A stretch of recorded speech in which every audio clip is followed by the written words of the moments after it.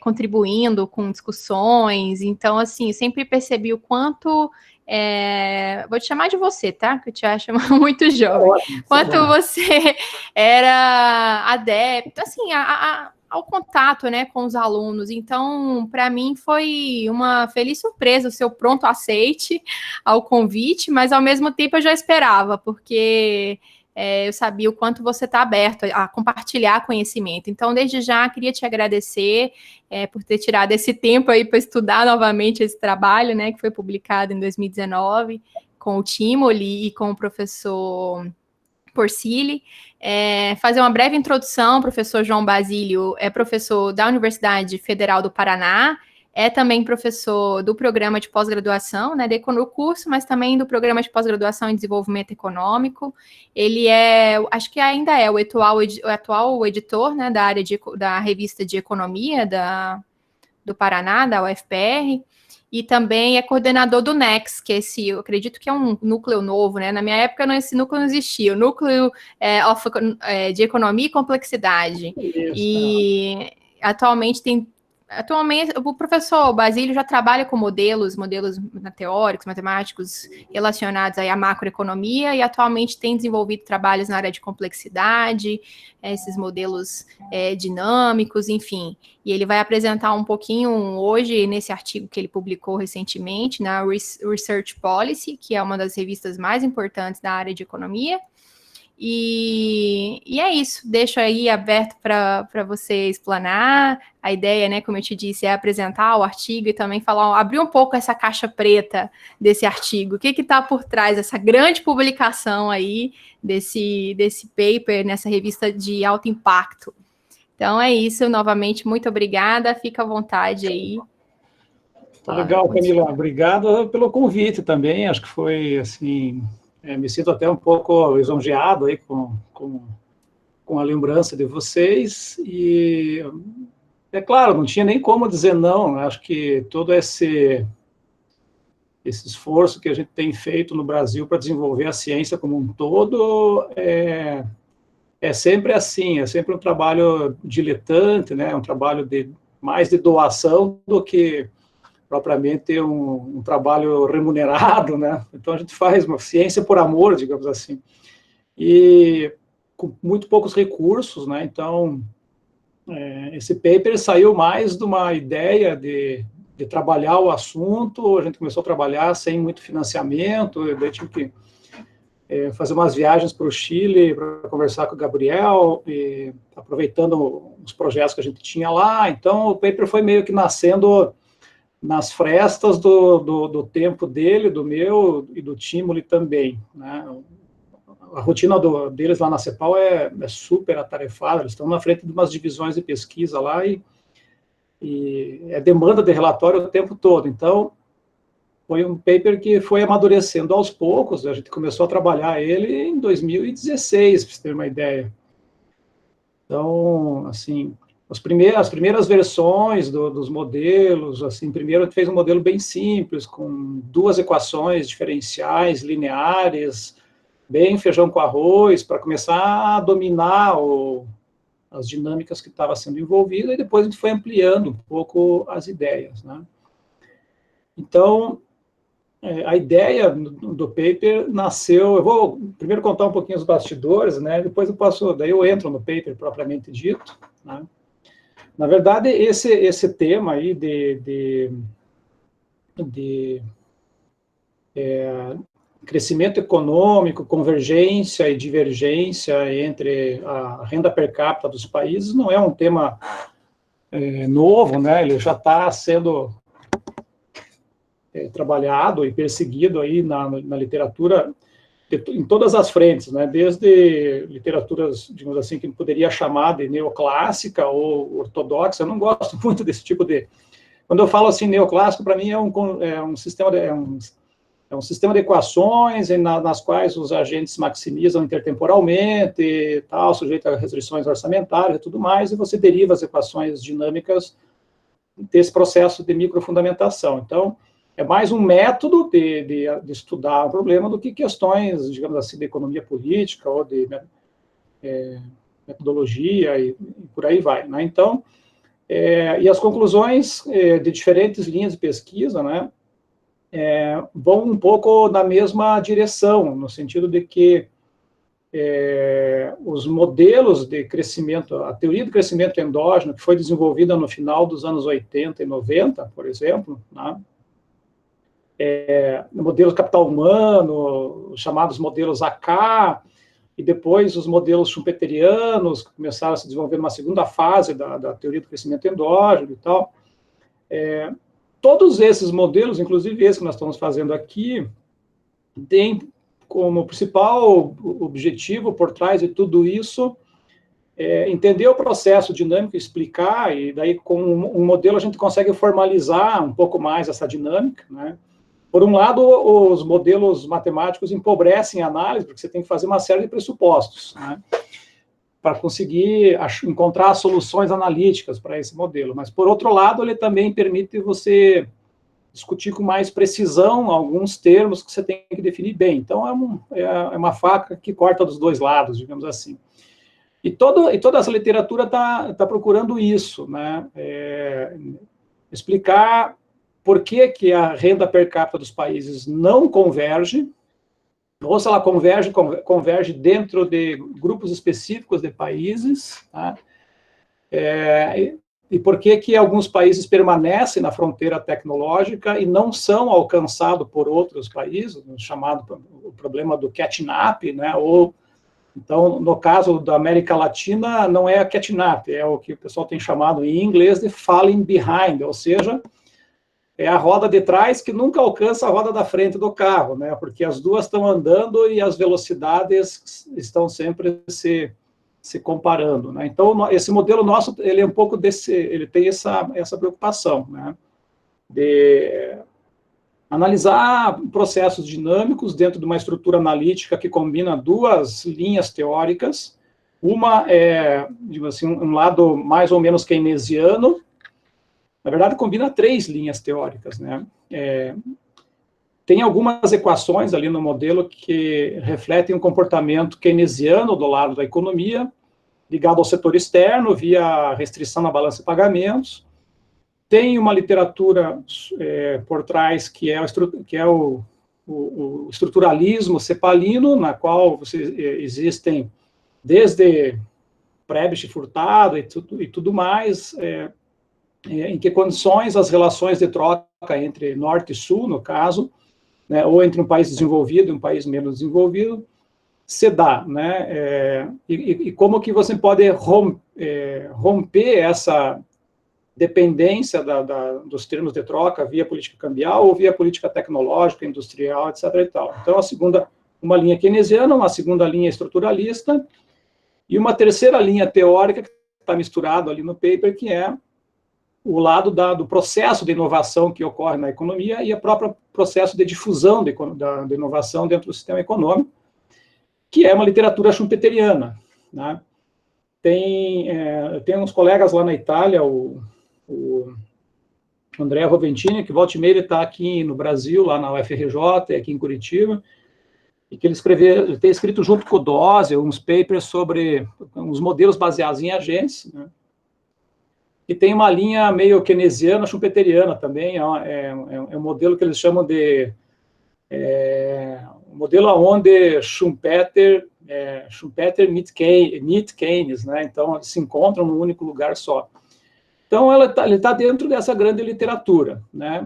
Por um lado, problemas de convergência e divergência, por outro lado, combinar três grandes teorias, que é o estruturalismo, o keynesianismo e schumpeterianismo, né?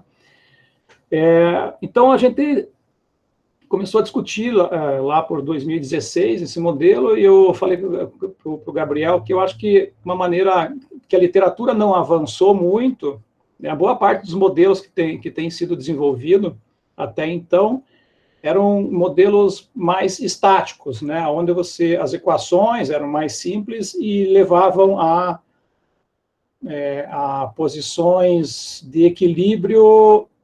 Então, você analisava as políticas industriais e cambiais nessa linha de pesquisa, comparando diferentes pontos de equilíbrio. Eu falei, olha, acho que a gente poderia avançar um pouco mais, né, endogenizar mais algumas variáveis. Então, a gente endogenizou o processo schumpeteriano de fusão tecnológica, a gente endogenizou o processo de formação o mercado de trabalho, de modo simples, mas os salários não são fixos, né, e a gente endogenizou o próprio crescimento econômico pelo lado da demanda também, né? Então, tem muita coisa endógena no modelo, o que faz com que a quantidade de parâmetros que tem lá nas equações aumente. Então, o segredo todo está em se livrar dessa complicação, né, que é lidar com muitas letrinhas lá dentro. Então, e aí, com esse modelo, né, então, usar o modelo para interpretar várias situações que a gente vê mundo afora. A situação mais clássica é a que está ali no paper, o que aconteceu com a Ásia e o que está acontecendo com a América Latina, né? A gente também pegou dados na época para simular e aplicar o modelo no que estava acontecendo na Europa antes e depois da União Europeia, e a performance da Alemanha em relação aos demais países da União Europeia, e a história intra-euro foi muito semelhante ao que está acontecendo o que os asiáticos fizeram foi mais em relação ao que a América Latina tem feito, é mais ou menos o que a Alemanha fez em relação a Portugal, Espanha e outros países. Existem gaps tecnológicos dentro da zona do euro que ajudaram a Alemanha a se tornar o que ela é hoje, em termos de potência econômica na zona do euro, né? Aí a gente, numa das tentativas de publicar o paper, a gente colocou lá o caso da Alemanha, e daí aí o pessoal começou a discutir, começou a entrar muita crítica, dizendo, mas tem isso, tem aquilo, tem não sei o quê. A gente resolveu tirar e deixar só, digamos assim, uma discussão um pouco mais tradicional, e um pouco mais importante para nós aqui na América Latina em relação ao que é a Ásia, né? Então, algumas ideias centrais que estão por trás desse modelo. Então, o que a gente fez é usar toda essa literatura de modelos norte-sul, né? Então, na verdade, são modelos de comércio internacional e, ao mesmo tempo, de crescimento econômico, e onde tem relações assimétricas no mercado internacional. Os países não jogam com as mesmas cartas, eles possuem não apenas dotações de recursos diferentes, mas também possuem estruturas produtivas e políticas econômicas industriais diferentes, o que conduz a diferentes resultados, né? Uma outra característica desse modelo além de usar essa estrutura de modelos norte-sul, combinar aspectos da teoria schumpeteriana. Basicamente, pelo lado schumpeteriano, tem duas coisas que são importantes ali no modelo. Uma é o próprio progresso tecnológico, ou o próprio processo de inovação na economia, como é que ele se difunde, e ligado a esse processo de inovação, um processo de diversificação produtiva. Então, o que a gente está chamando aqui de mudança estrutural na economia, é um processo onde uma economia aumenta ou diminui, dependendo se a história for negativa, o país vai concentrando a sua produção em um número menor de bens ou setores. É o que está mais ou menos acontecendo com o Brasil e com a América Latina hoje. Nós estamos reduzindo a diversificação produtiva das nossas economias, tá? Então, a gente lida com esse aspecto do progresso tecnológico e de mudança estrutural na forma de diversificação produtiva. E tem um lado keynesiano no modelo que aparece na forma de restrição na balança de pagamentos, que são os modelos do Tyrrell, lá da década de 70, 80, na qual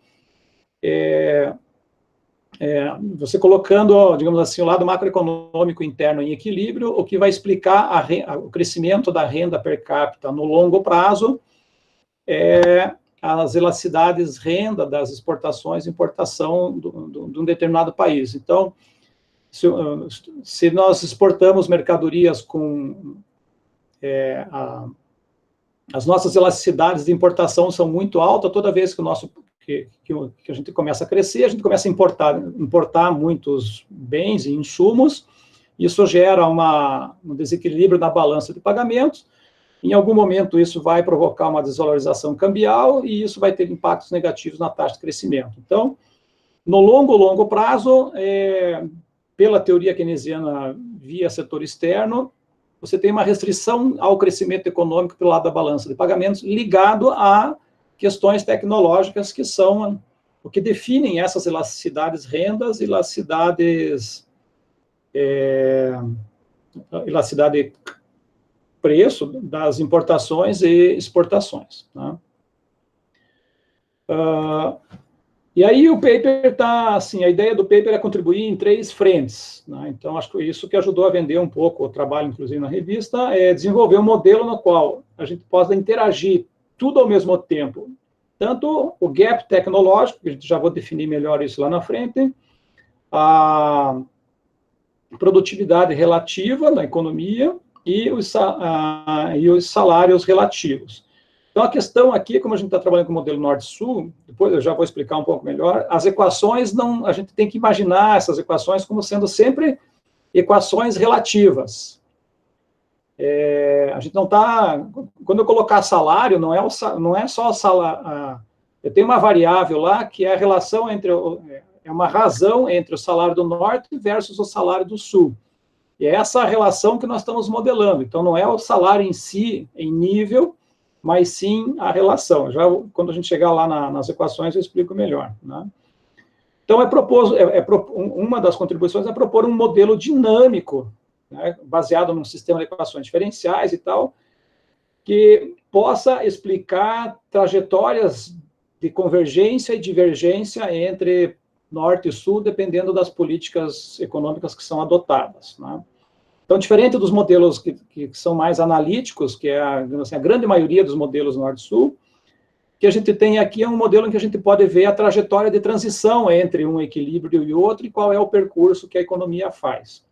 A segunda contribuição é que a gente, através de uma coleção de parâmetros, que não são poucos, a gente pode analisar e estudar diferentes tipos de políticas econômicas. Por exemplo, o Brasil, no período do governo Dilma, teve um aumento de salários muito grande, sem a contrapartida de aumento da produtividade. Então, como é que a economia reage, né, ou em termos de inserção internacional de relações Norte-Sul, quando você tem uma política salarial desse tipo?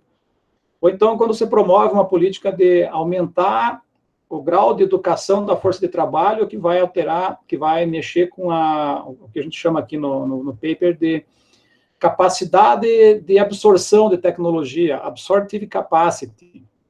Então, educação mexe na capacidade de absorver e produzir tecnologia. Né? Então, isso vai gerar alguma coisa lá na frente.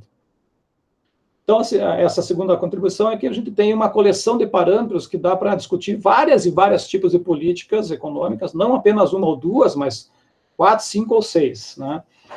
E aí, usar toda esses conceitos e modelo e tal, para analisar casos concretos, que a gente está daí pegando algumas variáveis macroeconômicas, construindo algumas proxies para poder aplicar elas ao modelo, e aí, então, explicar o que está acontecendo na Ásia, na América Latina, com o modelo. Então, essas são as 3 contribuições do paper.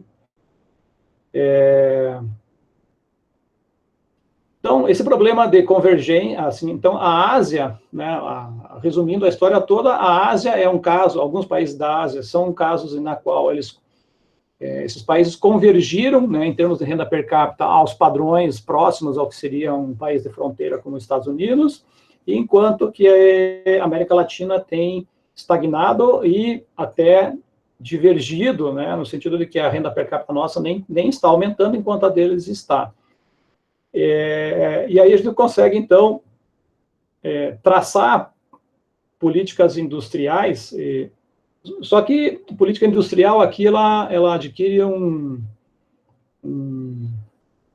uma definição bem ampla, assim, não significa apenas promover indústria de bens capital, do jeito que o Brasil, Índia e vários países da América Latina tentaram fazer nos anos 70, que seria investimento na produção de bens de capital para acelerar a substituição de importação ou coisas desse gênero. Política industrial aqui pode ser de vários tipos, né? Tecnológica, educacional, simplesmente é um tipo de política econômica que promove o desenvolvimento tecnológico no sentido geral, né? Então, não é aquela política, aquela discussão antiga, né, que eu tenho que estimular o setor de sei lá, a indústria automobilística, ou a indústria eletroeletrônica, etc. e tal, porque a indústria é que vai puxar uma cadeia de serviços e tal. Pode ter isso, mas não é apenas isso, né? Então, a gente... o modelo explica tanto o problema, tanto o processo de convergência de alguns países, quanto o processo de divergência.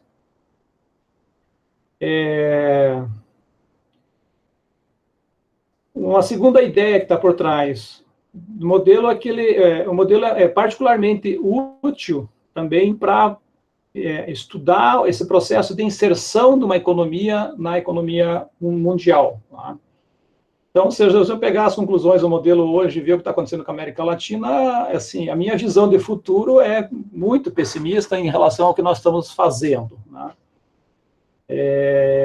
A gente não vai conseguir, a gente está sendo forçado cada vez mais a se especializar num número restrito de bens, e basicamente que é o que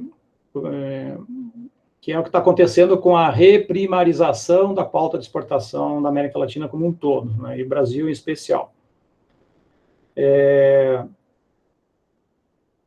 Bom, então,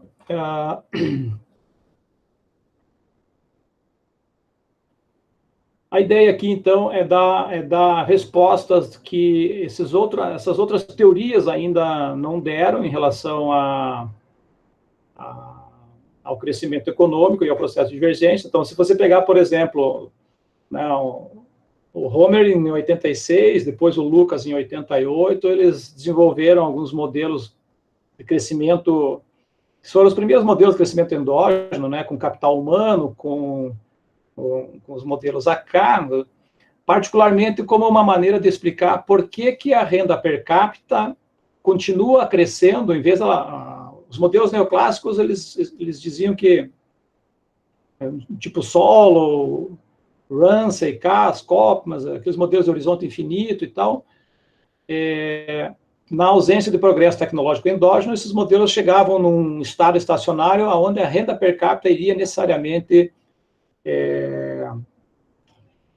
convergir para zero, ou seja, eram modelos estagnacionistas. Mas, pegando os dados, você não olhava isso. As taxas de crescimento das economias não apenas divergiam, como também elas eram maiores ao longo do tempo. Então, eles desenvolveram esses modelos AK, modelo capital humano, para explicar uma coisa que os modelos neoclássicos de primeira geração não explicavam, que era o processo de aumento da renda per capita, quando os modelos iniciais diziam o contrário, que a renda per capita, a relação capital-trabalho e, portanto, a taxa de crescimento da economia tende a crescer, em termos per capita, tende a estagnar no chamado steady state de longo prazo, né?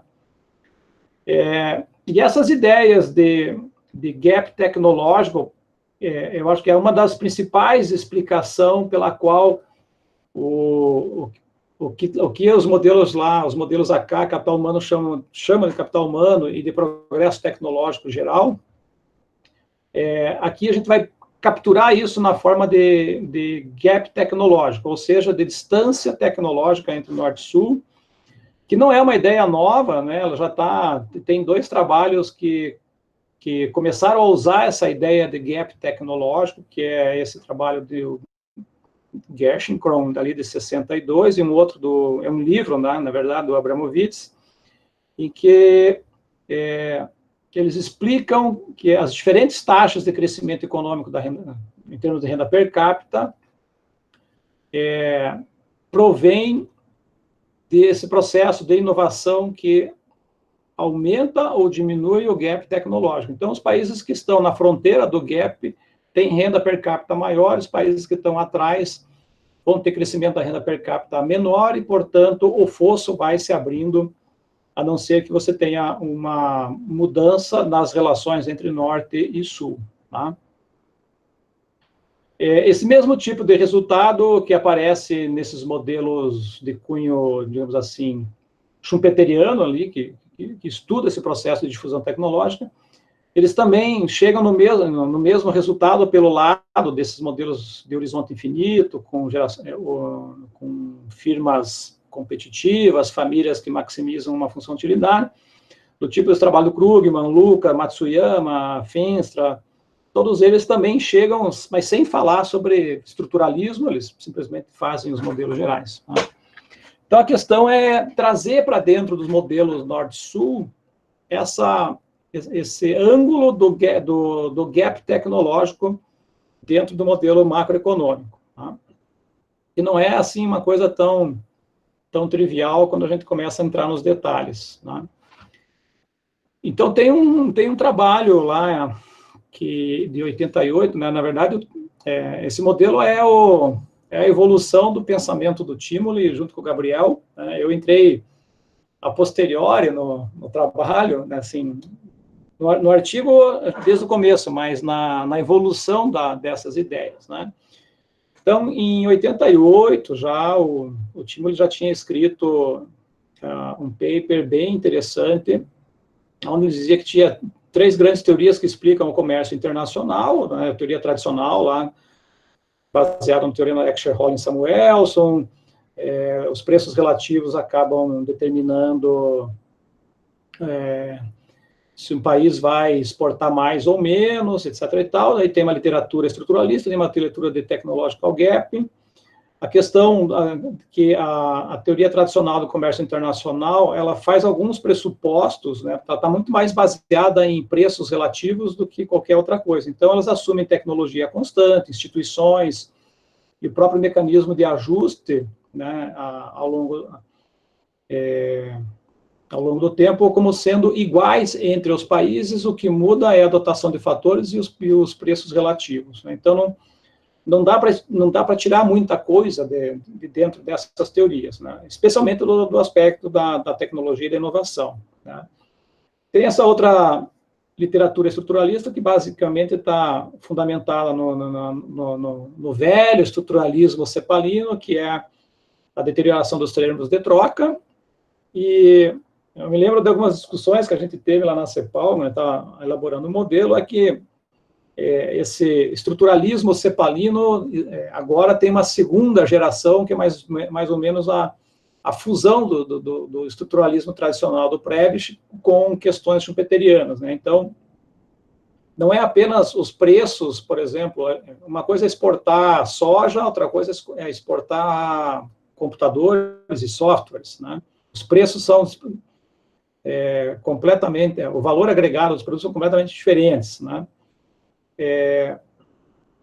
A questão passa por desenvolvimento tecnológico, que é isso que mantém, é isso que renova as relações de dependência estrutural entre as economias. Tá?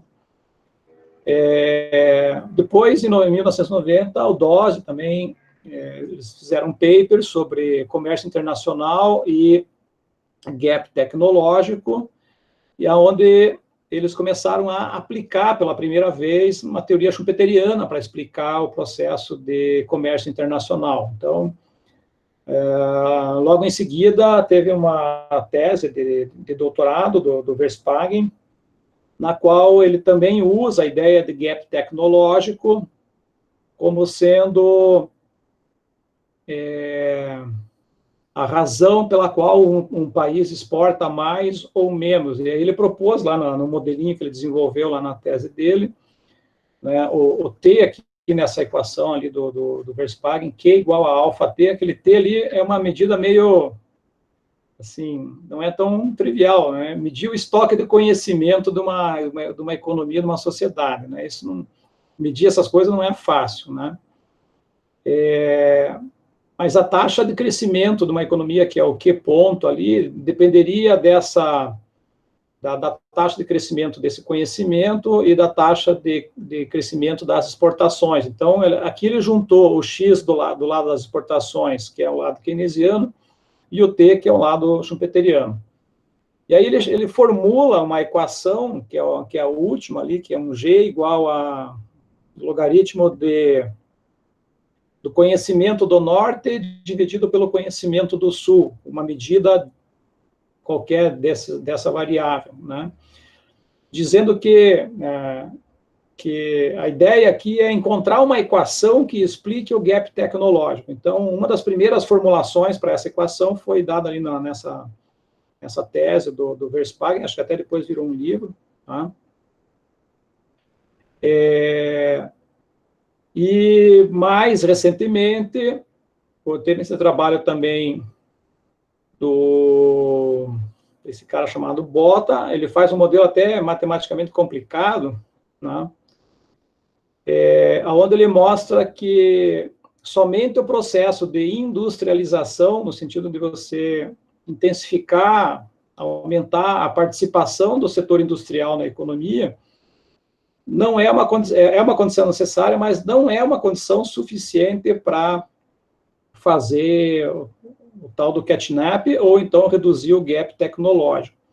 Ou seja, é uma discussão de que somente industrializar não adianta, né? É preciso mais coisas, e essas coisas a mais, elas estão aí por trás dessa ideia de gap tecnológico, né? E daí o Timoli e o Gabriel publicaram em 2014 um paper que tem muito do que tem nesse paper agora, onde eles procuram desenvolver ali um raciocínio básico juntando essas três peças aí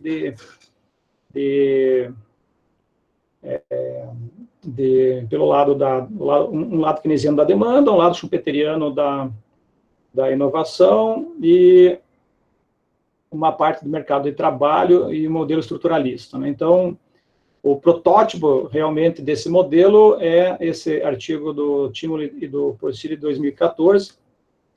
E aqui tem uma ideia geral assim de como é que a gente está encadeando as variáveis no modelo, né? Como é que a gente está jogando uma coisa para outra, e depois essas relações aqui vão acabar virando equações um pouquinho mais para frente. A resolução, acho que aqui não está muito... A resolução da imagem não ficou muito boa, mas dá para ler. Vocês estão me ouvindo bem aí? Sim, professor, tá perfeito. Eu desliguei a câmera só para te deixar em destaque aí, tá? Mas estou aqui, prestando atenção. Então, se vocês olharem aí esse diagrama, vocês vão ver que tem muita flechinha que é quase que um círculo fechado, né? Um ciclo fechado.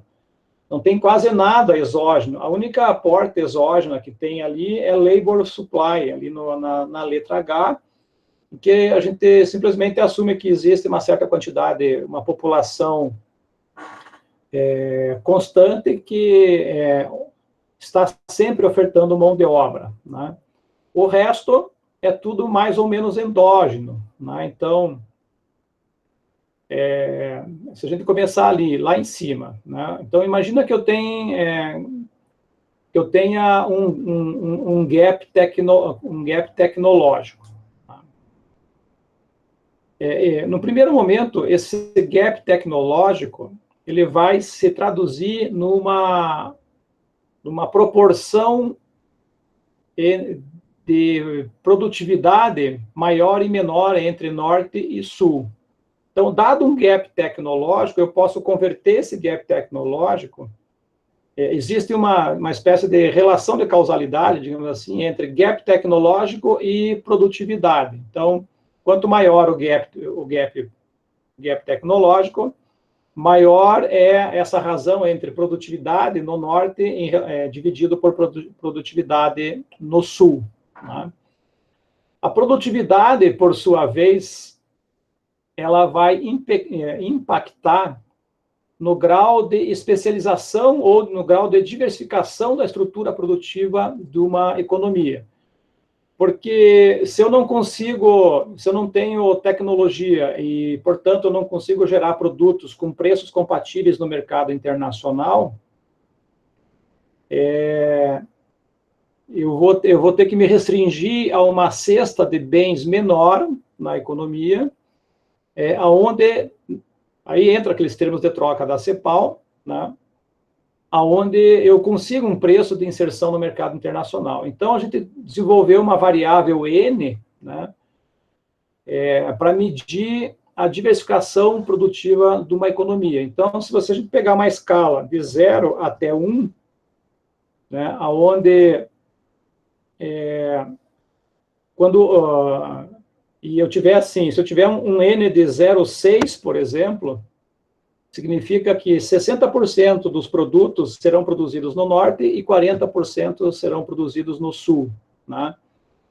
E aí eu tenho, se eu tiver uma relação, um N de 0,5, por exemplo, eu vou ter a metade dos bens produzidos no norte e a metade dos bens produzidos no sul. Então, a questão aí é uma cadeia de consequências. Gap tecnológico, produtividade e especialização ou diversificação produtiva. Então, o gap a gente vai capturar para uma variável G daqui a pouquinho, a produtividade é a produtividade em relação a salários e preços da economia. Né? As firmas, a gente tem um raciocínio lá onde as firmas atribuem um markup em cima dos seus custos, que são basicamente salários, então falar em preços e falar em salários é a mesma coisa, né? Uma vez que o país está sujeito a um certo grau de especialização, né, a quantidade de itens na pauta de exportação, que é o N, dado as suas elasticidades de renda, via, por exemplo, a elasticidade de renda das importações. Então, se o país tem uma elasticidade de renda das importações muito alta, isso significa automaticamente que ele tem um N muito baixo. E, portanto, toda vez que começar a crescer, eu vou ter um problema na balança de pagamentos, onde entra o lado keynesiano ali na letra E. Né?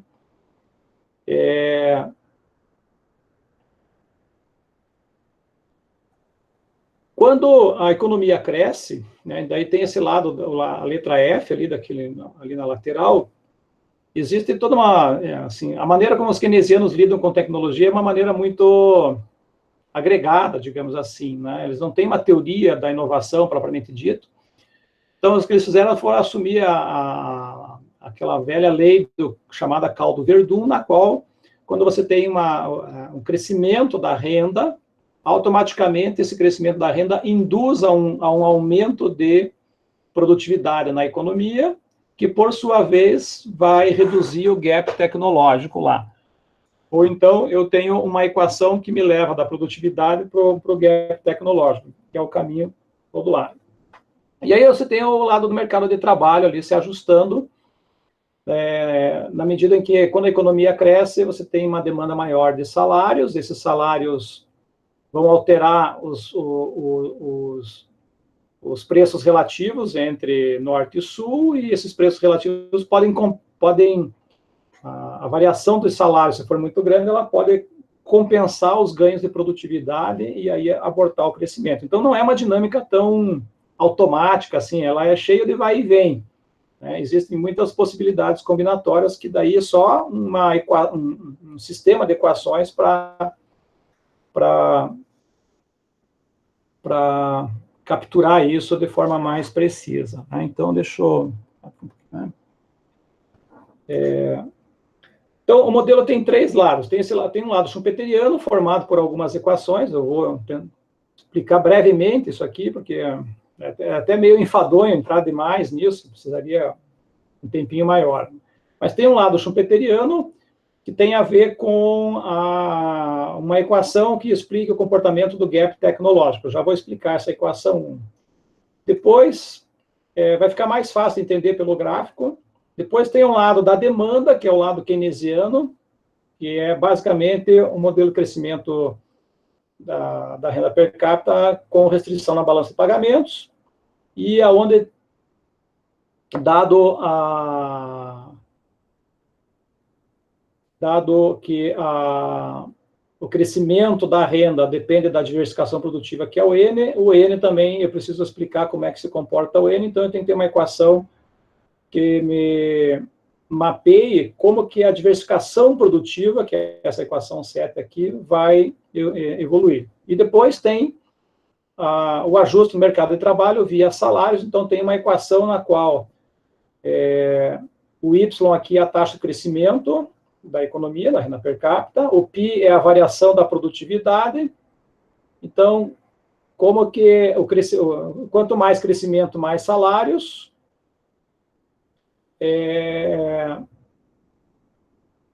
eu não sei se aqui está o sinal, não está errado aqui, porque mais produtividade também deveria significar mais salários, né?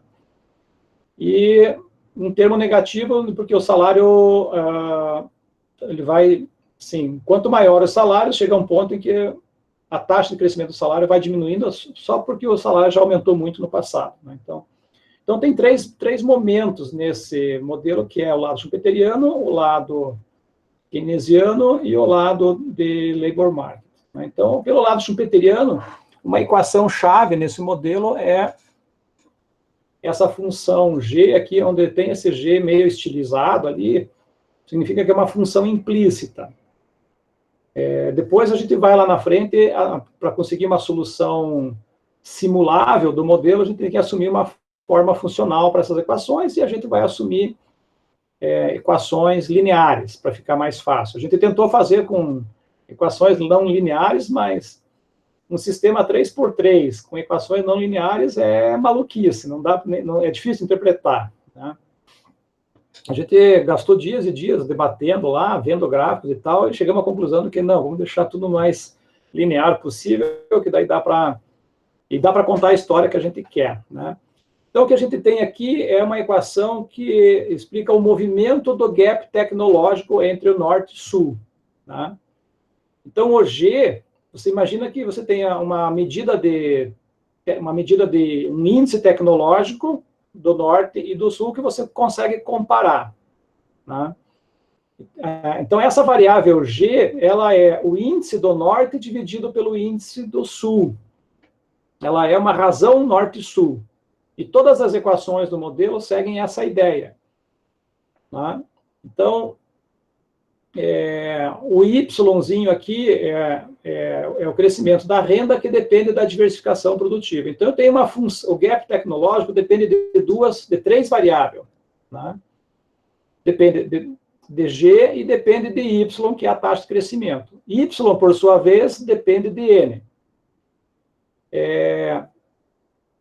Quais são as derivadas parciais aqui do G em relação ao próprio G?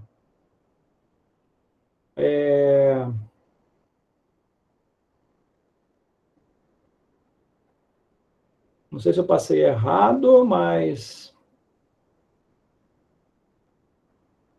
acho que aqui os sinais estão trocados. A ideia de que quando o gap tecnológico for ficando muito grande, a variação do G vai caindo. Essa derivada aqui tinha que ser...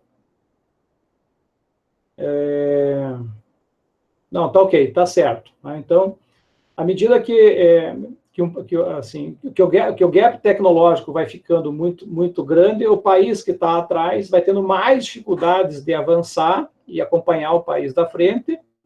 Imagina Nigéria tentando acompanhar o ritmo da economia americana, né? O gap vai se esticando demais e vai ficando cada vez mais difícil reverter o gap. Então, existe um efeito de autorrealimentação aqui, tá?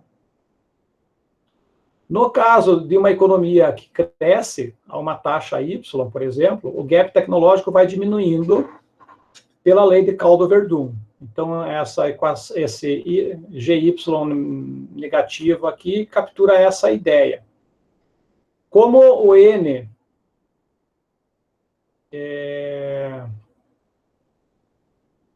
e aqui a derivada de Y em relação a N também é positiva, porque à medida que aumenta a diversificação produtiva numa economia, aqueles trabalhos do de complexidade lá do pessoal lá do MIT, lá, que estão trabalhando com índice de complexidade e tudo, a gente chegou até a usar esses índices para analisar, mostram exatamente isso, né? Quanto maior a diversificação produtiva de uma economia, no sentido que eles têm lá de complexidade, do espaço-produto e tal, maior a taxa de crescimento dos países. É o que está sendo capturado aqui por essa derivada positiva aqui.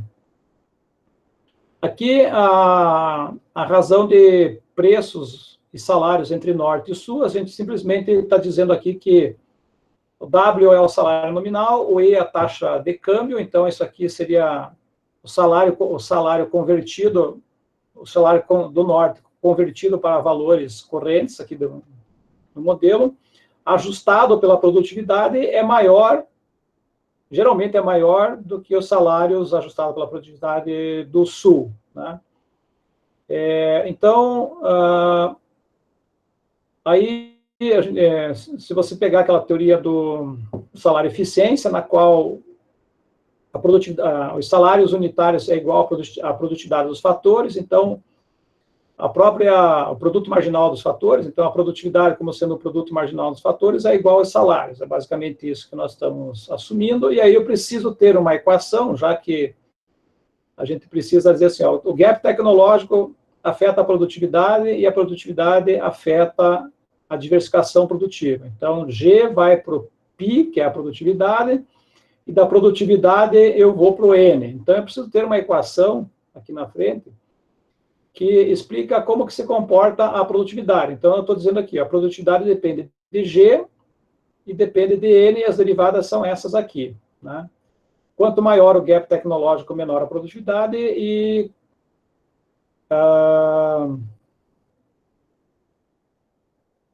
quanto maior a diversificação produtiva, também menor a produtividade, tá? A ideia disso é o seguinte, é que existe, então, uma relação entre inserção de um país na economia mundial através do número de bens que esse país produz. Então, independente de quantos produtos existem no mundo real, a gente pode normalizar isso para você pegar hoje a pauta de exportação brasileira lá, vamos por lá, tem 2.500 produtos. Então, tem o produto 1, 2, 3, 4, 5 e vai até o 2.500. Aí eu ordeno esses produtos em ordem de complexidade, no sentido do Hausmann lá e tal, ou de valor agregado, ou de quantidade de tecnologia embutida nesses itens, né? Ou em termos de preço e tudo mais. Então, o que vai acontecer? O Norte vai produzir os bens superiores, né, e o Sul vai produzir uma certa quantidade de bens, e essa linha divisória entre Norte e Sul vai depender de produtividade, gap tecnológico, salários e tudo mais, né? Então, a gente colocou aqui no gráfico uma curva, que é essa curva negativamente inclinada, que seria a curva da produtividade relativa entre Norte e Sul, dado por essa equação aqui, GN, que seria essa equação 4 aqui, ó. E eu tenho uma outra curva, que é a curva de salários relativos entre Sul e Norte. Então, o que acontece é que, por exemplo,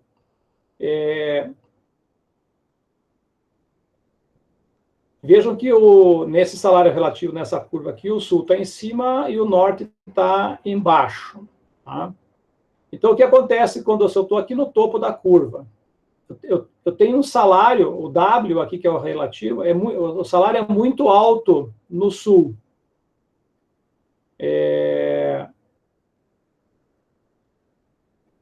Então, vamos supor aqui que... aqui a gente fez esse deslocamento azul aqui da curva do mercado de trabalho, é como se eu tivesse reduzindo os salários relativos, ou seja, reduzindo os salários do Sul em relação ao Norte, né? Então, eu desloquei a curva para baixo e para a direita. O que vocês vão ver aqui é que uma redução de salários, isso melhora os termos de troca entre Norte e Sul, e quando eu rebater isso, jogar isso contra essa curva de produtividade, então, o novo ponto de equilíbrio, onde o azul corta o preto, estaria num nível N maior do que o anterior. Então, uma política salarial, nesse sentido aqui de deslocar a curva azul, aumentaria a participação do Sul na partilha do comércio internacional como um todo. Tá? Um outro exemplo é mudar algum parâmetro de aceleração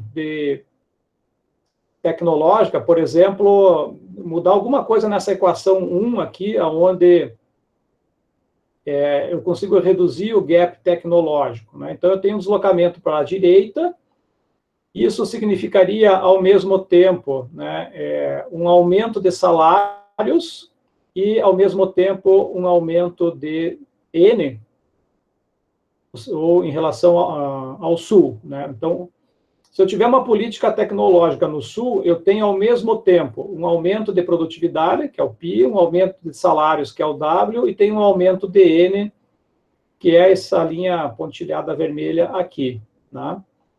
Que é o sonho de qualquer país aí no mundo, que foi o que os asiáticos fizeram. Né?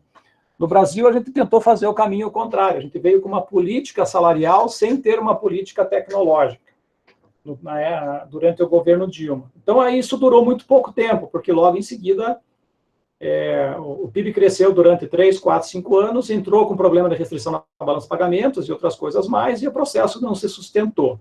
Tá? Então, é bem o que o gráfico está mostrando. Né? O lado keynesiano, se vocês lembrarem do modelo do Tyrrell, vocês podem derivar o modelo aqui, né, lembrando que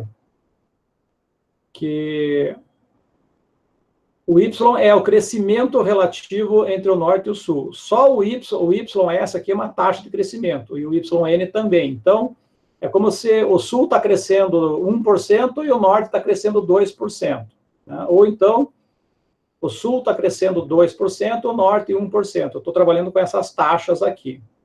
E o modelo do Tyrrell, você conseguiria reduzir a taxa de crescimento da economia, como dependendo das elasticidades de renda, das exportações e das importações, que é isso aqui. Então, se eu pegar a equação do Tyrrell e trabalhar só com taxas de crescimento, eu tenho essa equação super simples aqui, que é a taxa de crescimento da economia como sendo igual à taxa de variação da elasticidade de renda entre os bens de exportação e importação. Toda vez que o crescimento extrapolar essas elasticidades, eu vou ter uma crise na balança de pagamentos e uma interrupção no crescimento econômico. Tá?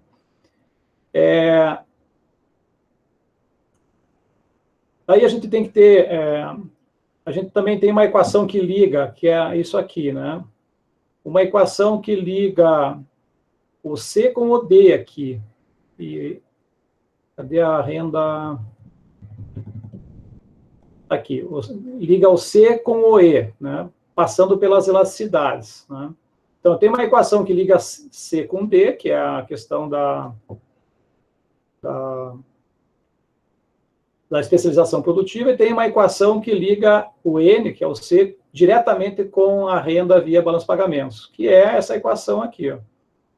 A equação 6, que liga a renda com o N, e a equação 7, que liga a diversificação produtiva com o P e o N. Então, essa equação 7, praticamente, é essa reta de salários que está representada aqui nessa curva positiva também. Ó. Esse salário aqui, você pode mexer nessa equação aqui e fazer o salário depender do N, né, que é o que está lá no gráfico.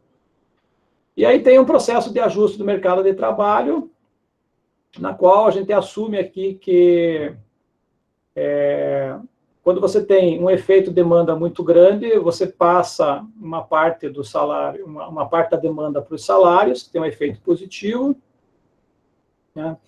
Lembrando aqui que esse W também é salários relativos, é o salário do Norte e em relação ao salário do Sul. Então, o que nós estamos capturando com as equações é a relação Norte e Sul, né, e não propriamente o salário do Norte e o salário do Sul.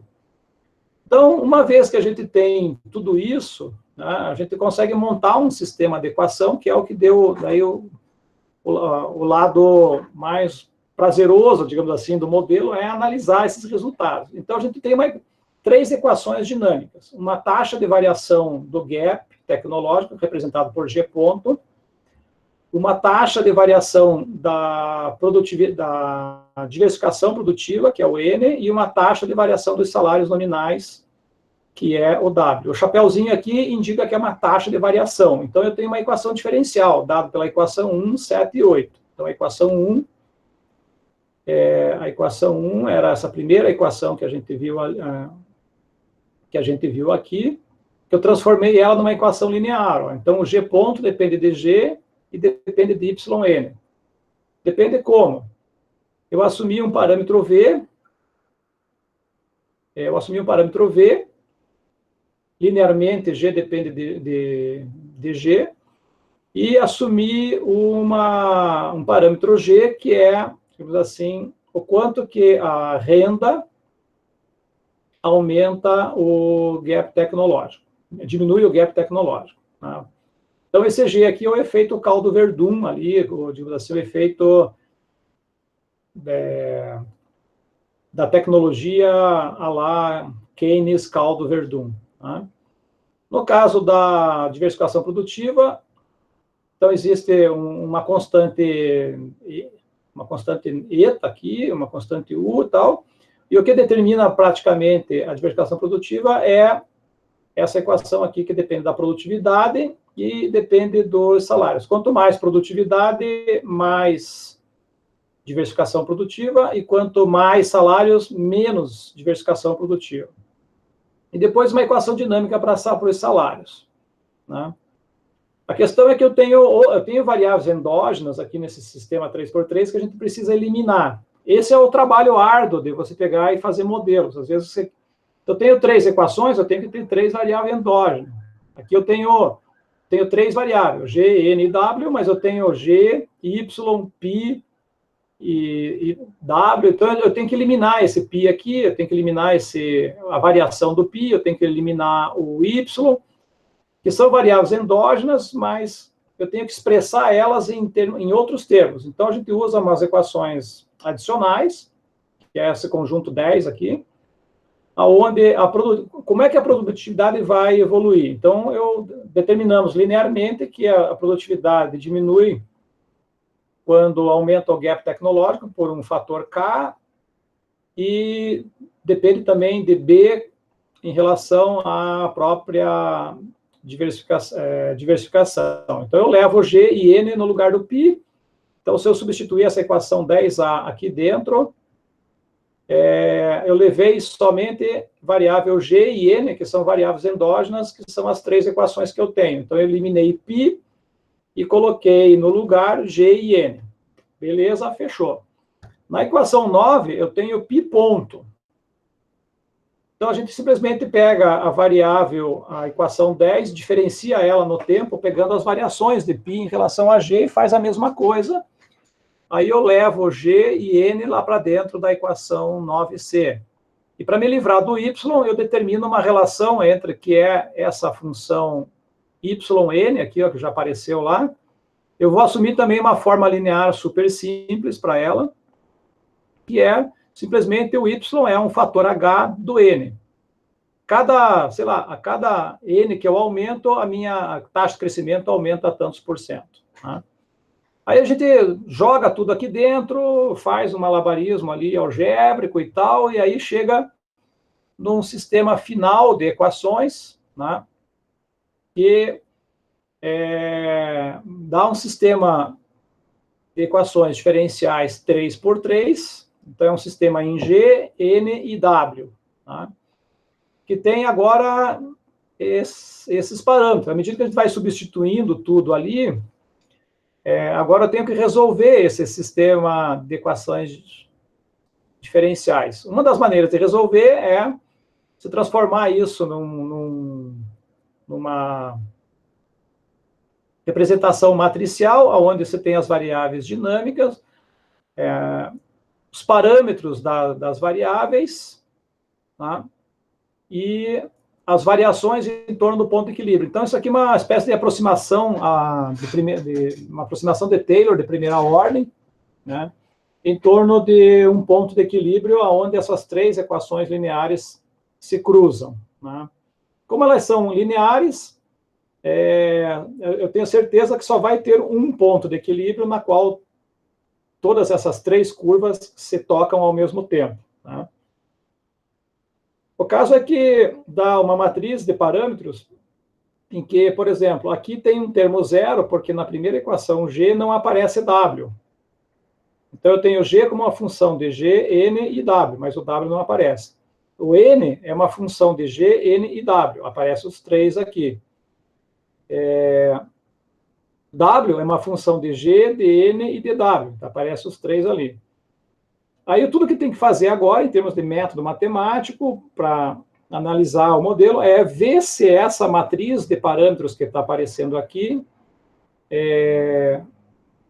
produz um sistema estável, um sistema instável, ou uma trajetória de Sela, ou que tipo de dinâmica tem a partir daí. Então, analisar isso aqui não é nada trivial.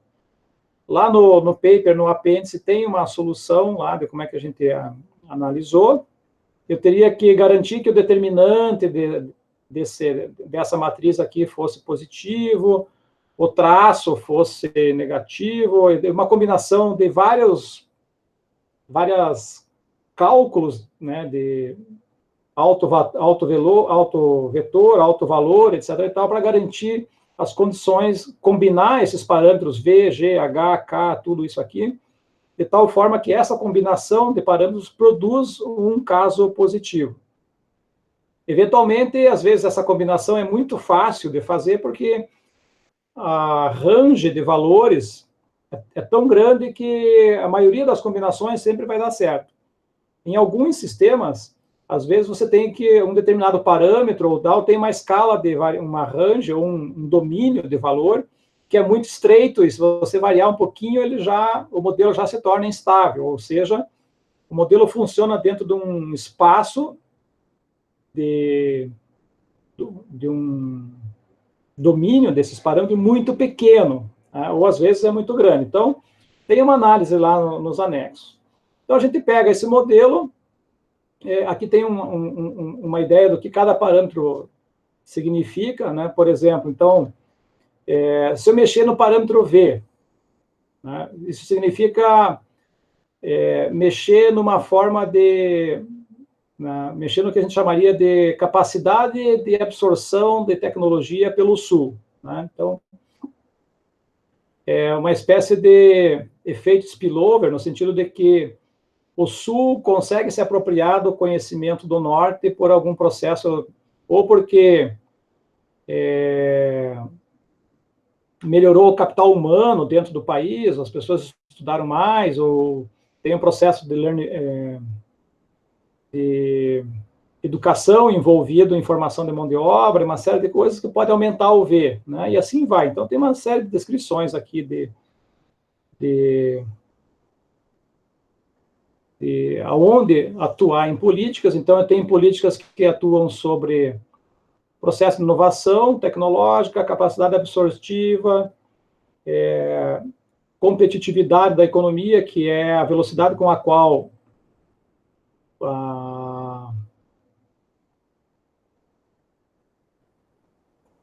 um país, por exemplo, na medida em que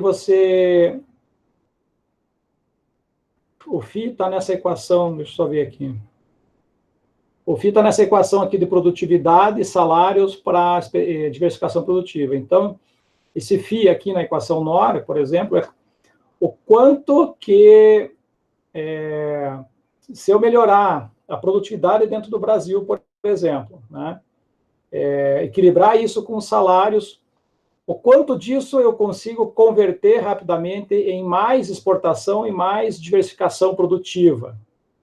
Então, esse φ mede o que a gente estaria chamando aqui de efeito competitividade da economia. E por aí vai. Então, eu tenho políticas do tipo learning by doing, capacidade absortiva, taxa de inovação tecnológica, que é a variável U lá exógena, respostas com salários e uma série de efeitos aqui que são um conjunto bem mais rico de políticas econômicas do que a maioria dos papers que tem mapeado as relações Norte-Sul tem apresentado, né? Aí o que a gente fez? A gente pegou esse sistema de equação aqui, nós colocamos valores para esses parâmetros e fomos simular esses modelos para ver como é que ele se comporta. Então, a gente fez uma simulação baseline, que é esse diagrama aqui. Como é o modelo 3x3, uma forma de apresentar isso seria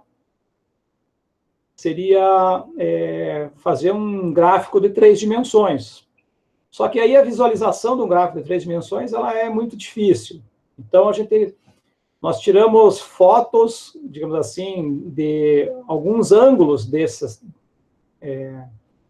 escondendo sempre uma variável e mostrando duas. Então, o primeiro diagrama aqui, esse ponto central mostra um ponto de equilíbrio, para onde as 3 curvas estão convergindo. Então, dada uma combinação inicial de parâmetros, eu tenho que, por exemplo, se eu baixar uma linha reta aqui, desse ponto para o N, vai dar mais ou menos 0,30. Então, significa que o Sul está produzindo 30% dos bens e o Norte está produzindo os outros 70%. E, nesse momento, o gap tecnológico Norte-Sul é de 1,6, 1,7, mais ou menos ali. Né? Ou seja, o Norte é 60% mais desenvolvido tecnologicamente do que o Sul. Se eu olhar do ponto de vista de N e W, aqueles mesmos 30% do N aqui, ó, o eixo horizontal está igual, significa uma relação de salários, onde os salários do Sul é a metade dos salários do Norte. Então, o Sul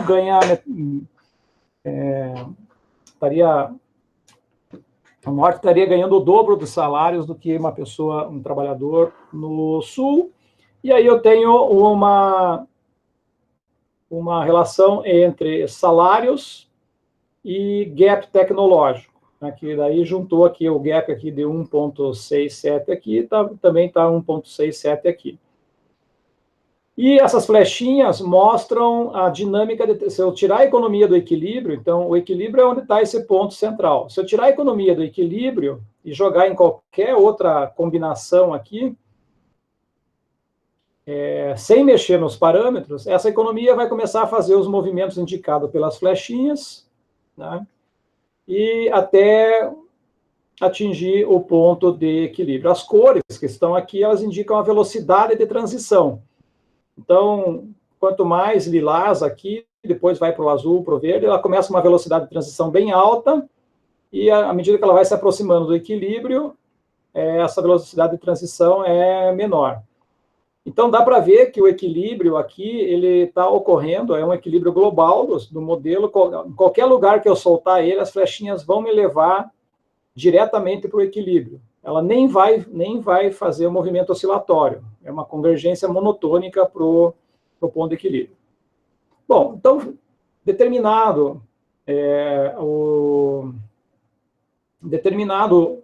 simulado um ponto de equilíbrio, a gente vai dar alguns choques na economia. O primeiro deles é um choque schumpeteriano de política tecnológica, onde a gente aumenta 20% o valor do parâmetro V. Inicialmente ele era de 0,5, e depois a gente passou para mais 20%, para 0,6. O V, se vocês se lembrar, é esse parâmetro aqui que regula o quanto a redução o aumento do gap tecnológico reduz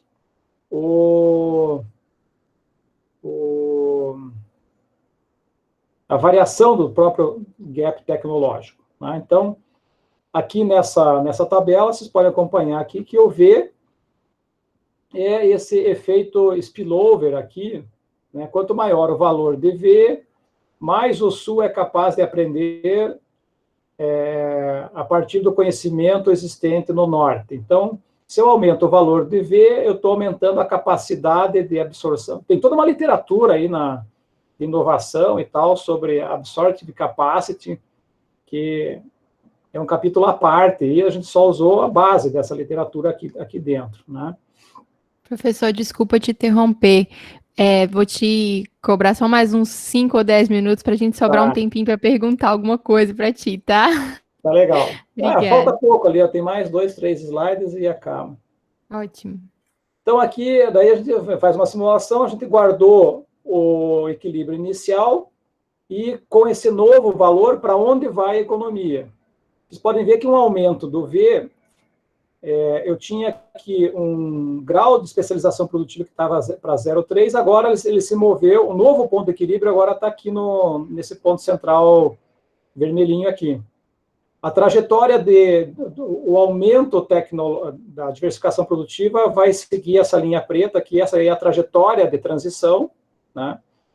Então, ao mesmo tempo que aumenta o N, reduz o G nessa mesma proporção aqui. Ó. O G sai de 1,7 e vai para mais ou menos 1,3 aqui. A trajetória de transição para diversificação produtiva e salários, podem ver que não mexe nos salários. Esse é um resultado que precisaria discutir aí depois, né? Por que os salários não foram afetados nessa trajetória de transição? E como os salários não foram afetados também, né, então eles permanecem aqui uma linha horizontal, porém, o gap tecnológico reduziu bastante. Então, essa é uma política tecnológica desse tipo aqui, via V, que mexe com a capacidade absortiva, tem o condão de aumentar N, reduzir G e manter salários constantes. O outro caso é o mercado de trabalho, onde a gente mexe nesse parâmetro aqui, que é uma letra grega X, né? Também dá um choque na mesma dimensão.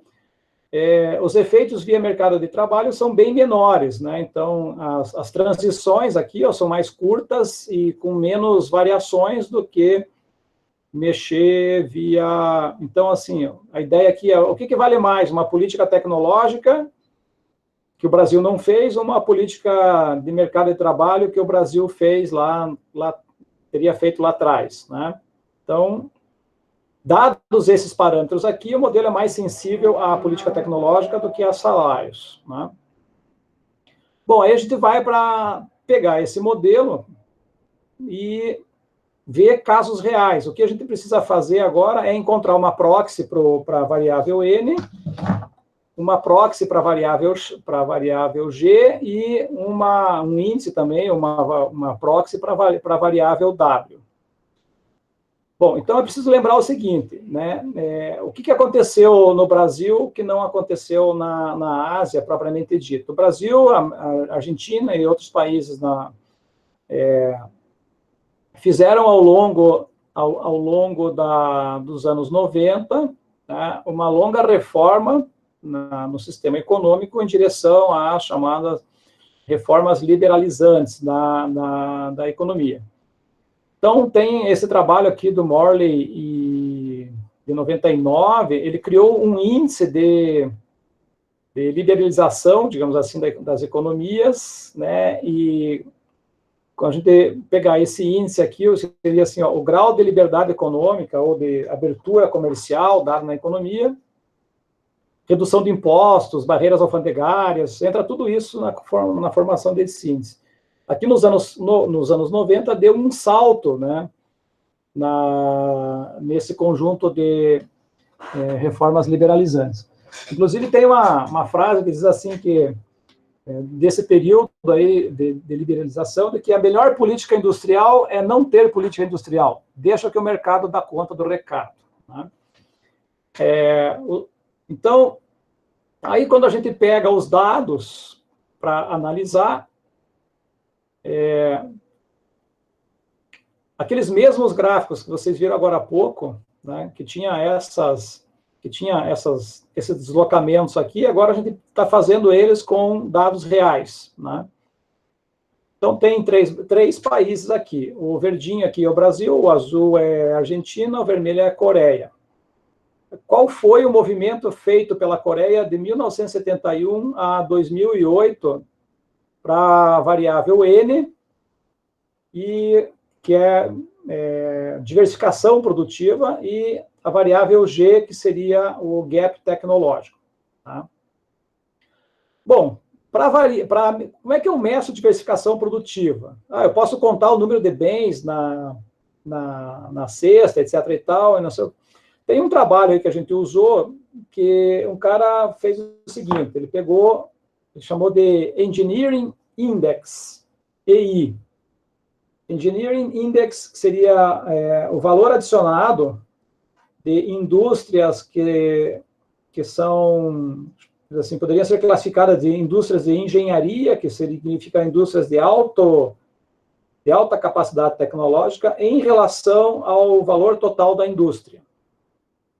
Então, quanto maior o número, essa relação entre o valor adicionado de indústrias de engenharia em relação ao total de indústrias, maior é a diversificação produtiva, e esse trabalho lá que esse cara fez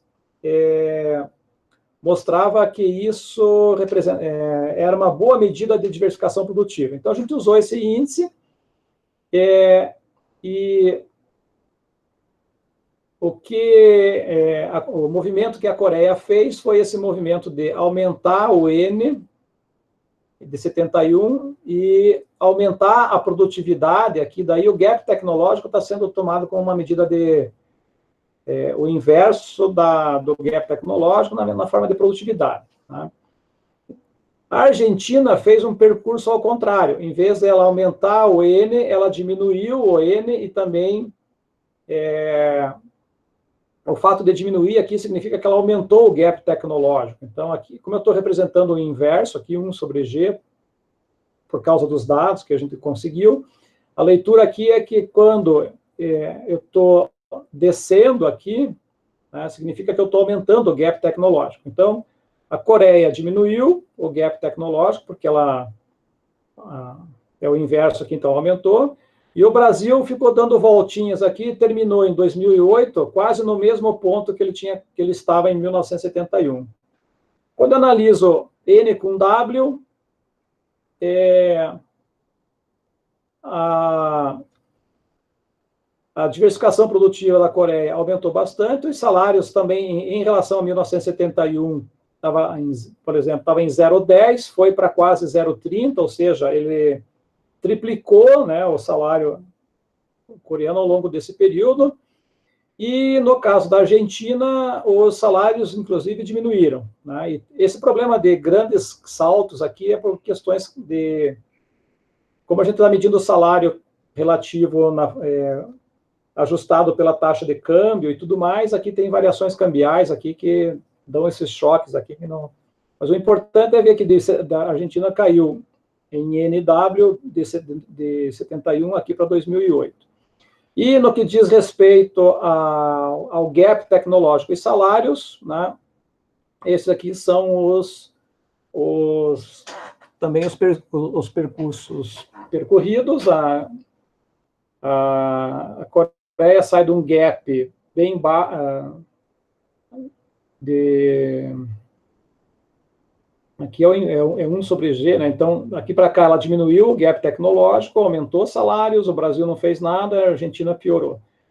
Então, os dados que a gente obteve, esse é o lado interessante, é isso que chamou bastante atenção lá dos editores no modelo, é que, teoricamente, né, esse modelo aqui, ele consegue se ajustar muito bem aos dados desses dois casos. A gente fez isso para a Alemanha e deu certo, né?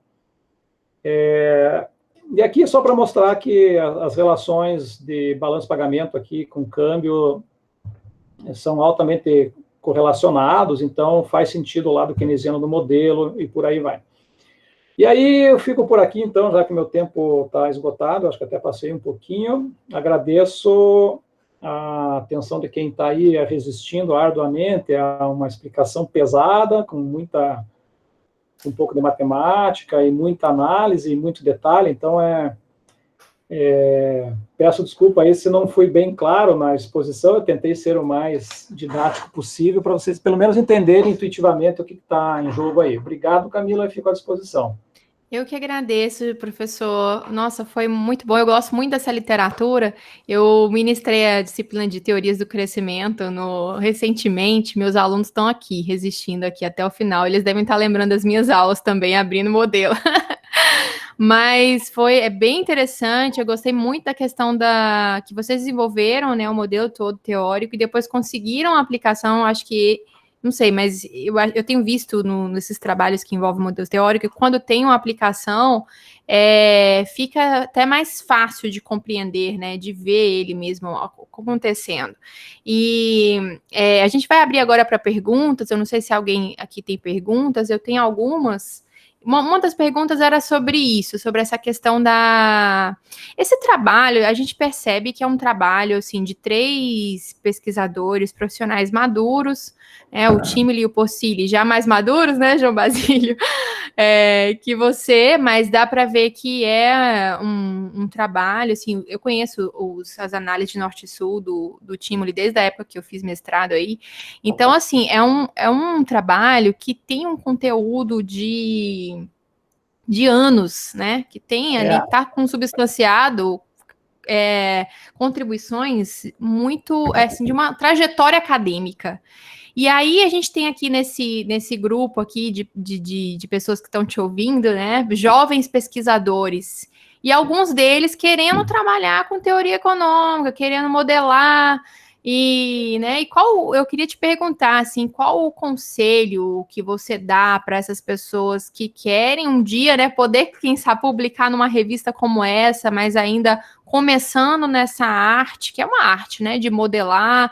Quais são os principais conselhos que você daria aí para quem está começando a carreira, aí no mestrado, doutorado, para conseguir mesmo compreender, né? Enfim, diga aí. Primeiro de tudo, assim, é quase que um programa um programa educacional, né? Estudar ali otimização dinâmica. Uhum. Basicamente, cálculo variacional e teoria do controle ótimo. Tem um livrinho do Chiang lá, que não é esse que a gente usa na gravação, mas é um vermelhinho lá. Só de otimização, né? Uhum. Aquele livro é muito bom. O que eu sei, eu aprendi ali, depois, quando eu fui para os outros livros, tudo ficou mais fácil. Né? Por que isso? Porque vai te dar método. Tá? Aqui a gente usou um outro tipo de matemática, que daí é a segunda sugestão que eu vou dar. Estudar sistemas de equações diferenciais. Em geral, por exemplo, você pega lá aqueles modelos de horizonte infinito lá e tal, né? Você aplica a teoria do controle ótimo para derivar, faz um longo percurso, árduo, né, às vezes, e chega lá no final e encontra uma equação diferencial. Daí começa o trabalho de analisar aquela equação diferencial, ou se você encontra uma, ou duas, ou três. Então, uma das críticas que nós recebemos nesse modelo, que a gente teve que se desdobrar para justificar, era que duas coisas. Nós não tínhamos microfundamentos, como são os modelos keynesianos, de uma forma geral, etc. e tal. Né? Então a gente falou, não, é que tem uma literatura, assim, tal, não sei o quê, que dispensa micro, e conseguimos convencer lá o parecerista. Né? E que é relevante fazer microfundamentos e tal. Mas, em geral, quando você aplica a teoria do controle ótimo, você você usa essa teoria para descobrir qual é a equação diferencial que você vai ter na mão. Tendo a equação diferencial, aí você tem que ir para uma outra área da matemática, que é as análises de sistemas de equações diferenciais.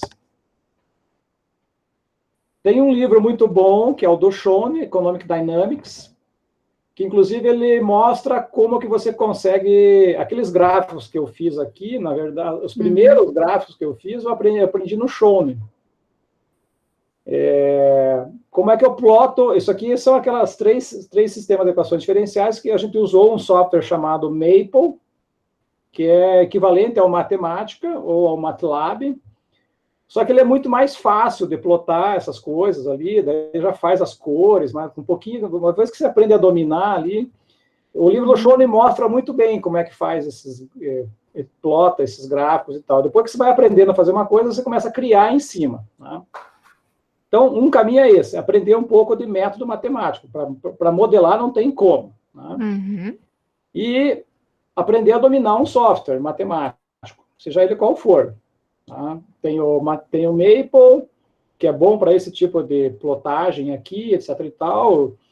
Você consegue até resolver, por exemplo, aqui eu tive aquele sistema de equação lá, analisar aquela matriz, você consegue calcular, mesmo algebricamente, você consegue calcular o traço determinante, o alto valor e não sei o que e tal, naquela matriz.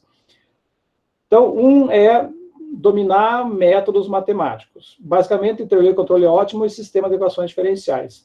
Com isso, você vai conseguir resolver qualquer tipo de modelo matemático. Tá? Aí vem o outro lado, que o tempo é que vai ser o seu grande aliado. Lê muita teoria. Tá? Então, para fazer esse artigo aqui, você só pode ver lá que tem uns 30 e poucos artigos citados, mas a gente leu 70 artigos.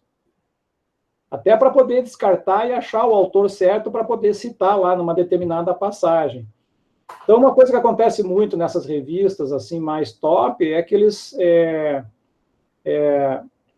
você tem que ser muito preciso no que você está falando, no que você está escrevendo. Não dá para chegar ali com uma ideia meio solta, né? E você tem que fazer as honras do passado, no sentido de que isso aqui não é ideia minha, isso aqui já foi feito por fulano fez isso, e você entendeu o que o cara fez, e daí a minha contribuição é essa aqui.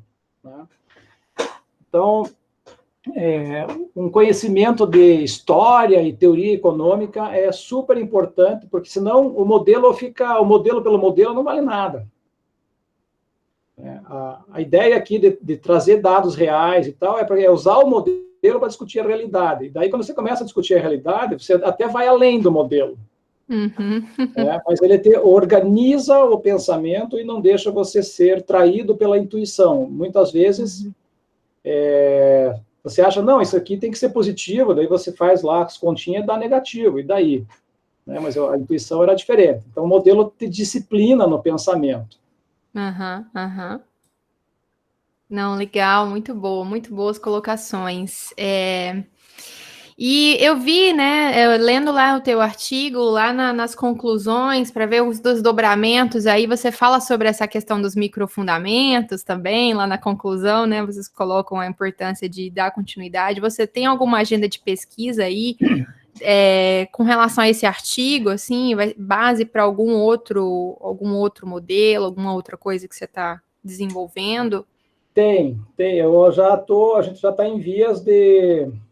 a gente desenvolveu um modelo baseado em agentes, norte e sul, que tem uma dinâmica tecnológica de setores intensivos em tecnologia e chamados science-based sector, né? Setores baseados em ciência e setores baseados em mais copiar tecnologia.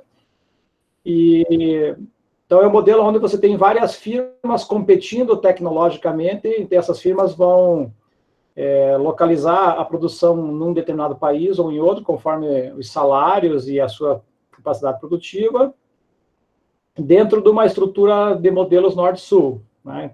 Só que ainda não está pronto o artigo, a gente desenvolveu o modelo, a gente está simulando e tudo, e a ideia é fazer mais ou menos o que está aqui, com microfundamentos, mas daí usando uma teoria schumpeteriana da firma, onde a gente tem lá firmas entrando e saindo do mercado, mas aí precisa de um outro tipo de abordagem, que não é mais essa abordagem que eu falei agora há pouco, lá de matemática agregada, né, de modelos matemáticos agregados, do tipo em que você usa controle ótimo, equações diferenciais. Lá, você modela o comportamento do agente e gera as séries temporais. Uhum. E aí você precisa de programação, a gente está usando um software lá, que é o LSD, lá, não é o que vocês estão pensando, Laboratory for Simulation and Development, se bem que em determinados momentos ele faz a gente viajar na maionese, né? Você começa ali, botar comportamento nos agentes, muita coisa pode acontecer, né? Aí é uma parte uma outra coisa que eu acho que aí a fronteira mesmo da economia, né? Tem poucos lugares aí no Brasil que você vai aprender a fazer isso. Um dos lugares é aqui na Federal ali comigo. A gente tem um curso em que a gente 6 meses trabalhando em 2 softwares, a gente desenvolve uns 20, 25 modelos diferentes, alguns bem pequenininhos, simples, com as mais diferentes realidades, até modelo de crime, modelo de difusão tecnológica, modelos micro-macro e por aí vai, né? Que é para poder lidar com isso, né? Acho que a melhor forma hoje de fazer microfundamentos na economia, basicamente, são esses modelos baseados em agentes, mais do que os modelos que usam a ideia de agente representativo.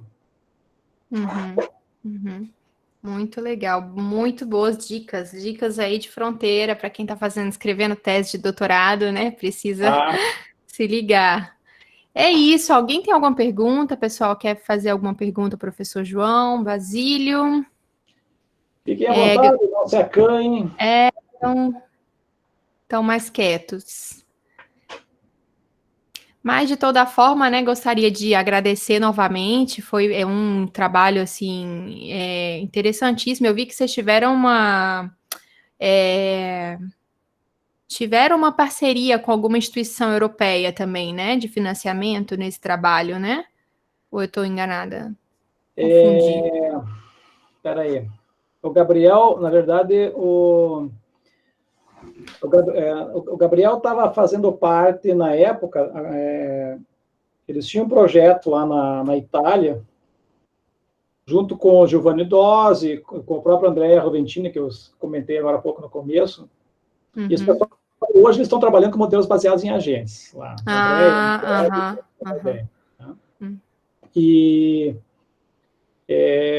E tinha lá, na época, um projeto financiado pelo fundo Horizon, que era o Easy Growth Project. Era um projeto que tinha várias universidades e tem muita publicação lá. E, basicamente, o Gabriel fazia parte do grupo de pesquisa via CEPAL dentro do Easy Growth. Então, aí, como ele tinha essa inserção lá, então ele fez os agradecimentos lá para o Easy Growth. Eu fiquei pensando, quando eu li, se isso, de alguma forma, não pode ter, sei lá, porque eu fico pensando, né? Aí alguém aqui do Brasil manda um trabalho para uma revista top 10, quase top 10 do mundo de economia. E eu fiquei pensando o quanto esse envolvimento, esse engajamento nessa instituição, enfim, nessas instituições aí no exterior, quanto elas podem ter contribuído no sentido da aceitação, de uma redução do preconceito, não sei se eu posso dizer isso, sabe? Mas de uma abertura maior para o trabalho de vocês. Também o Timoli é um cara também que muito reconhecido, né? Os trabalhos, muitas citações. Assim, um dos segredos é assim, né? Se não dá para pegar um paper e cair de paraquedas numa revista importante, né? Isso, com certeza, não. Então, a gente participou de uns 3 congressos, mais ou menos, com esse paper, a gente apresentou em vários lugares, teve outras versões do modelo que foram sendo discutidos, e as pessoas foram tomando conhecimento disso. Então, quando ele chegou lá na revista, ele já não era de todo um paper desconhecido. Tá? E essa coisa de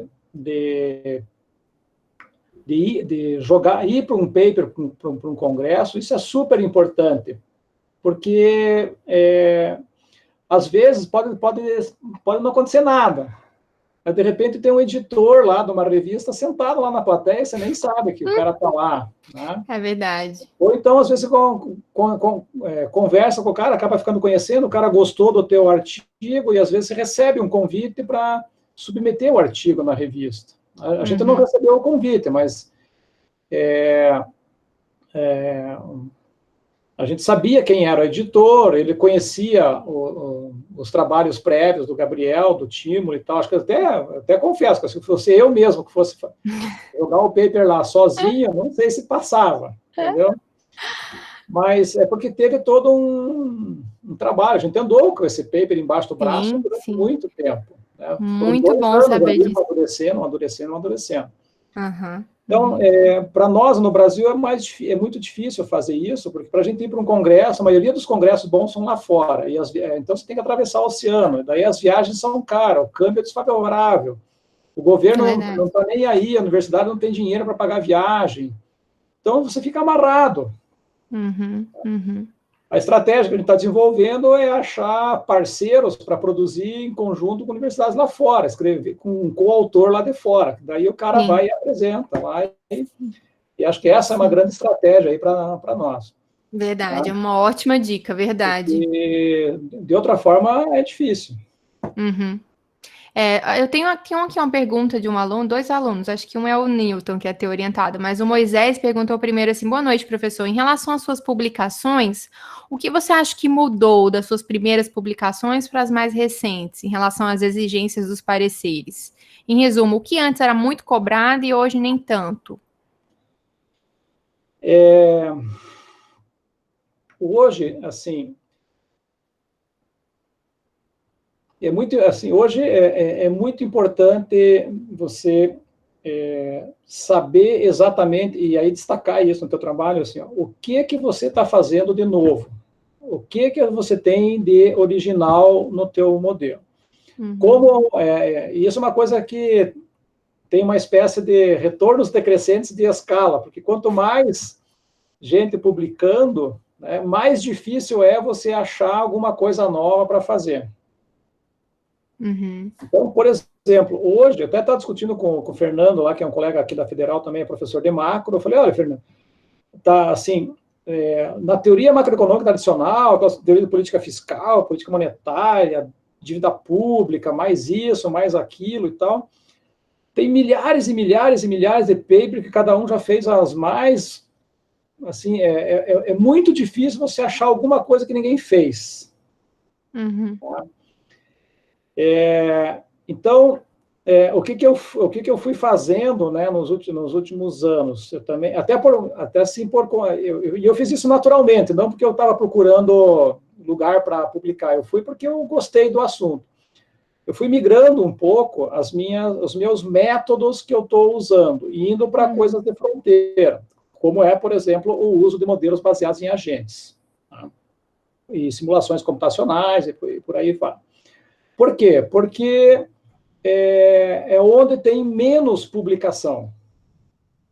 É onde mais você tem coisas a revelar. Então, hoje em dia, na teoria microeconômica, teoria dos jogos, teoria da firma, teoria do consumidor, teoria macroeconômica tradicional, etc. e tal, eu sinceramente, eu não sei mais o que da onde eu posso... Até teve alguém, eu acho que apareceu uma pergunta ali sobre da onde tirar novas ideias. Né? Foi, acho que tem tudo a ver com o que você está falando. Né? De onde tirar novas ideias. É muito daquele negócio assim do jogo de xadrez. Aonde está o futuro do jogo de xadrez?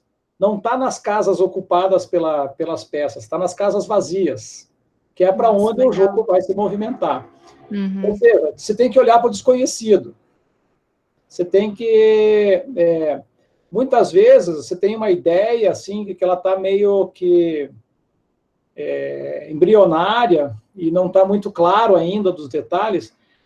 Pega essa ideia e vai desenvolvendo ela sozinho. Vai aperfeiçoando como se fosse uma ideia original. Né? Aí você vai descobrir que, em algum momento, você tem um pensamento original. Né? Eu já vi muitos já fiz isso no passado, né? Quando eu comecei a querer publicar as primeiras coisinhas, falei, vou pegar o modelo do fulano e vou endogenizar a variável Z. Daí eu vou inventar uma equação para pegar aquela variável exógena, aquele parâmetro, e transformar ele numa equação. Daí eu resolvo tudo e publico. Hoje não dá mais para fazer isso. Não dá mais para ficar brincando de endogenizar mais uma variável. Você tem que ter uma história para contar. Uhum. Aí, outra coisa super importante é um pouco isso, né? Uma coisa é ter um modelo. Outra coisa é ter um problema real que você vai resolver com esse modelo. Então, hoje, agora nós estamos trabalhando, eu e mais alguns alunos, com modelos baseados em agentes de difusão de vírus na sociedade. Então, a gente tem lá famílias que tem uma determinada, uma cidade que tem uma determinada densidade populacional, famílias heterogêneas, número de pessoas por família. Essas famílias têm renda ou não têm renda, as pessoas estão empregadas ou desempregadas, e elas seguem algumas regras comportamentais, do jeito que a gente está incorporando a literatura de teoria de economia comportamental dentro do modelo e tal. Então, assim, você começa, hoje em dia, assim, é muito importante um conhecimento, ao mesmo tempo, especializado e genérico. Uhum. Não tem como fugir. Se você pode até se especializar em determinados pontos, etc. e tal, e vai conseguir encaixar 1 ou 2 papers, mas já vai exaurir. Ideia. Uhum. Eu falei disso agora numa outra live. Econometria tem muito disso. Né? Você faz um modelo econométrico e tal, explorou os dados, e agora? Você tem que achar um outro assunto, ou sei lá, uma outra coisa, etc. e tal. Então, olhar para se aventurar no desconhecido. Eu tinha uns colegas aqui que diziam assim, pô, Basílio, mas eu vou entrar nessa área de complexidade, assim, tem um custo de entrada alto, tem poucos journal para publicar, e não sei o quê, tem pouca gente trabalhando. Eu falei, por isso mesmo, é aqui que está o filão, porque não tem ninguém fazendo isso. Uhum. Não adianta entrar num lugar que está todo mundo fazendo uma determinada coisa, não. Você vai ser só mais um no meio da multidão. Uhum. Tá? Nossa, muito legal. João Basílio, acho que está só, assim, confirmando as coisas que a gente vem ouvindo aí ao longo dessas lives, né? Acho que para terminar, o Newton, que é lá da UFPR também, fez uma última pergunta. Na tua opinião, o que você acha que é o que torna uma questão de pesquisa interessante ou mais interessante para uma revista? Acho que essa pergunta pode ser respondida como alguém que submete artigos para revistas de alto impacto, como a Research Policy, mas pode ser também respondida por um editor, né, de uma revista nacional. É bem interessante aí para quem está começando carreira submeter artigo, que é a revista de economia de Curitiba, né? Não, qualquer revista. É a capacidade do teu problema de pesquisa resolver questões que estão preocupando a humanidade hoje. É dar respostas concretas para a humanidade. Às vezes, um paper é eminentemente teórico, mas por trás daquela discussão teórica tem um problema concreto muito grande. Por exemplo, quando Gary Becker publicou lá aquele paper sobre economia do crime, etc. e tal, né? Era um momento em que tinha uma eclosão de violência lá nos Estados Unidos e em outras regiões, etc. e tal, né?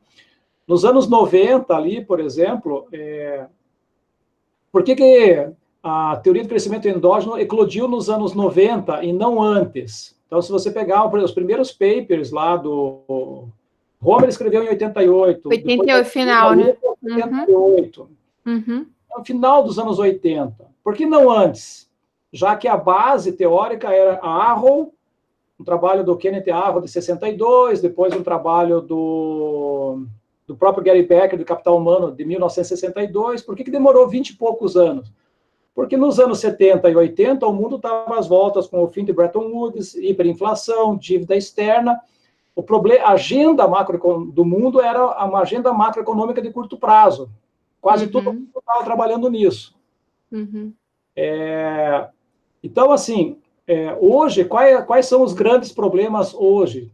São problemas institucionais, problemas comportamentais, relações complexas, que as pessoas agora estão descobrindo que existem sistemas complexos adaptativos e que boa parte do que acontece no plano macro tem a ver com interações dentro do sistema econômico profundas, as funções de utilidades não são mais aditivas, e elas interagem de um agente para outro, e aí o que acontece com isso? Né? Então, um bom paper é aquele que resolve um grande problema prático do mundo contemporâneo. Maravilha, acho que é uma resposta muito boa. Professor, eu fiz várias anotações aqui, mas eu pretendo publicar porque eu acho que outras pessoas precisam ter acesso a esse tipo de informação, principalmente os jovens, como eu te disse, né? Pesquisadores estão começando a carreira. Você nos deu dicas valiosíssimas aí, não só para a área de macro, mas para a economia, para quem quer publicar, né? Quem quer publicar em boas revistas. Então, novamente, muito obrigada pelo teu tempo, pela tua disponibilidade. Te agradeço muito a todos que estão aqui. Bom, agradeço também a oportunidade e o convite, e fico sempre à disposição de vocês aí quando precisarem, tá bom? Pronto, eu quero que eles, quando você tiver pronto o material, me envia que eu vou divulgar aqui para os meus alunos também, para outros colegas de outras universidades. Vai ser muito bom ter acesso a isso, viu? Legal. Muito obrigada. Boa noite a todos, pessoal. Até a próxima quinta-feira, nosso próximo encontro. Estamos chegando ao final do nosso ciclo de webinars. Então é isso. Muito obrigada novamente. Boa noite a todos. Boa noite, até mais.